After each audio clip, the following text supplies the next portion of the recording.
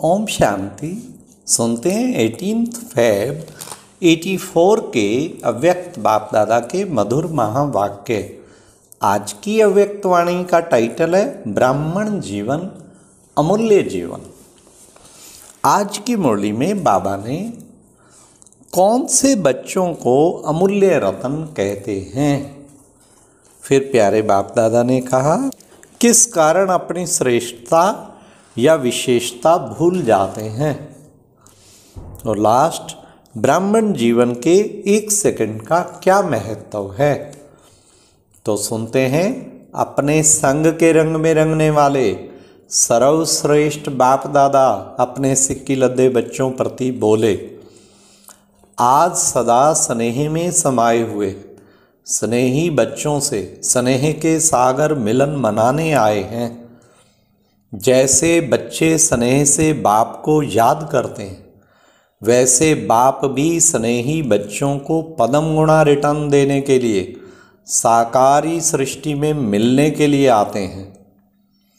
बाप बच्चों को आप समान अशरीरी निराकार बनाते और बच्चों स्नेह से निराकारी और आकारी बाप को आप समान साकारी बना देते हैं। वाह, यह बच्चों के स्नेह की कमाल है। बच्चों के ऐसे स्नेह की कमाल देख बाप दादा हर्षित होते हैं। बच्चों के गुणों के गीत गाते हैं कि कैसे सदा बाप के संग के रंग में बाप समान बनते जा रहे हो। बाप दादा ऐसे फॉलो फादर करने वाले बच्चों को आज्ञाकारी, वफादार, फरमानबरदार, सच्चे सच्चे अमूल्य रतन कहते हैं। आप बच्चों के आगे यह स्थूल हीरे ज्वारात भी मिट्टी के समान हैं। इतने अमूल्य हो, ऐसे अपने को अनुभव करते हो कि मैं बाप दादा के गले की माला के विजयी अमूल्य रतन हूँ, ऐसा सम्मान रहता है। डबल विदेशी बच्चों को नशा और खुशी रहती है कि हमें बाप दादा ने इतना दूर होते हुए भी दूर देश से चुनकर अपना बना लिया है। दुनिया बाप को ढूंढती और बाप ने हमें ढूंढा, ऐसे अपने को समझते हो। दुनिया पुकार रही है कि आओ, और आप सभी नंबरवार क्या गीत गाते हो। तुम्ही से बैठूं, तुम्ही से खाऊं, तुम्ही से सदा साथ रहूं। कहाँ पुकार और कहाँ सदा साथ, रात दिन का अंतर हो गया ना। कहाँ 1 सेकंड की सच्ची अविनाशी प्राप्ति के प्यासी आत्माएं, और कहाँ आप सभी प्राप्ति स्वरूप आत्माएं, यह गायन करने वाली और आप सभी बाप की गोदी में बैठने वाले, यह चिल्लाने वाली और आप हर कदम उनकी मत पर चलने वाले, वह दर्शन की प्यासी और आप बाप द्वारा स्वयं दर्शनीय मूर्त बन गए। थोड़ा सा दुख दर्द का अनुभव और बढ़ने दो, फिर देखना आपके सेकंड के दर्शन, सेकंड की दृष्टि के लिए कितना प्यासे बन आपके सामने आते हैं। अभी तो आप निमंत्रण देते हो, बुलाते हो, फिर आपसे सेकंड के मिलने के लिए भी बहुत मेहनत करेंगे कि हमें मिलने दो। ऐसे साक्षात्कार स्वरूप आप सभी का होगा।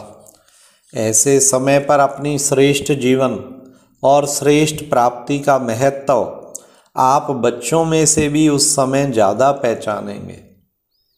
अपनी अलबेलेपन और साधारणतापन के कारण अपनी श्रेष्ठता और विशेषता को भूल भी जाते हो। लेकिन जब अप्राप्ति वाली आत्माएं प्राप्ति के प्यास से आपके सामने आएंगे, तब ज़्यादा अनुभव करेंगे। बाबा ने कहा अपनी श्रेष्ठता विशेषता को अलबेलेपन और साधारणतापन के कारण भूल जाते कि हम कौन और यह कौन। अभी बाप दादा द्वारा सहज और बहुत खजाना मिलने के कारण कभी कभी स्वयं की और खजाने की वैल्यू को साधारण समझ लेते हो, लेकिन एक एक महावाक्य, एक एक सेकंड, एक एक ब्राह्मण जीवन का श्वास कितना श्रेष्ठ है, वह आगे चल ज़्यादा अनुभव करेंगे। ब्राह्मण जीवन का हर सेकंड एक जन्म नहीं, लेकिन जन्म जन्म की प्रारब्ध बनाने वाला है। ध्यान से अंडरलाइन, ब्राह्मण जीवन का हर सेकंड एक जन्म नहीं, लेकिन जन्म जन्म की प्रारब्ध बनाने वाला है। सेकंड गया अर्थात अनेक जन्मों की प्रारब्ध गई। ऐसे अमूल्य जीवन वाली श्रेष्ठ आत्माएं हो, ऐसी श्रेष्ठ तकदीरवान विशेष आत्माएं हो। समझा कौन हो? ऐसे श्रेष्ठ बच्चों से बाप मिलने आए हैं। डबल विदेशी बच्चों को सदा याद रहता है ना, वह कभी भूलता कभी याद रहता है। याद स्वरूप बने हो ना, जो स्वरूप बन जाते वे कभी भूल नहीं सकते। याद करने वाले नहीं, लेकिन याद स्वरूप बनना है। अच्छा, ऐसे सदा मिलन मनाने वाले, सदा बाप के संग के रंग में रहने वाले, सदा स्वयं के समय के सर्व प्राप्ति के महत्व को जानने वाले, सदा हर कदम में फॉलो फादर करने वाले, ऐसे सिक्की लदे स्पूत बच्चों को बाप दादा का याद प्यार और नमस्ते। अब पोलैंड तथा अन्य देशों से आए हुए नए नए बच्चों से सभी अपने को भाग्यवान समझते हो। कौन सा भाग्य है? इस श्रेष्ठ भूमि पर आना, यही सबसे बड़ा भाग्य है। यह भूमि महान तीर्थ की भूमि है। तो यहाँ पहुँचे माना पहुँचना ही एक बहुत बड़ा भाग्य है। तो सभी अपने को भाग्यवान ऐसा समझ के चलते हो। और अभी क्या करेंगे? याद में रहना, याद के अभ्यास को सदा आगे बढ़ाना। जितना भी सीखे उसको आगे बढ़ाते रहना।